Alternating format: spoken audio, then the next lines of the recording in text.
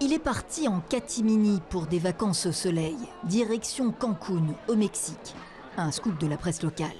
Les commentaires moqueurs qui ont suivi ont fait se raviser le sénateur républicain Ted Cruz, pris en flagrant délit d'abandon de ses électeurs confrontés à une vague de froid historique. Notre famille a fait partie des gens qui n'avaient plus d'électricité ni de chauffage.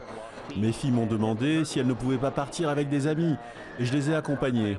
Et me voilà de retour pour essayer de rétablir l'électricité.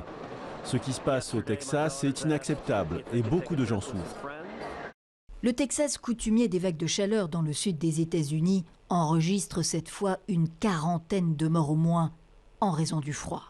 14 millions d'habitants se sont retrouvés à court d'eau potable avec le gel et les ruptures de canalisation.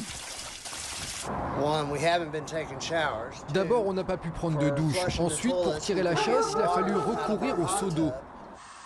Les plombiers des États voisins ont même été appelés en renfort. Des centaines de milliers de personnes ont dû endurer des pannes d'électricité, le réseau texan n'étant pas raccordé au réseau fédéral.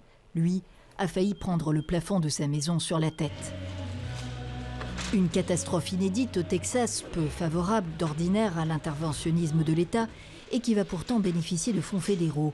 Joe Biden l'a annoncé et promis sa visite prochaine. Alexandria Ocasio-Cortez, l'élue démocrate de New York, a elle déjà fait le voyage et collecté plus de 3 millions de dollars en quelques jours pour le Texas.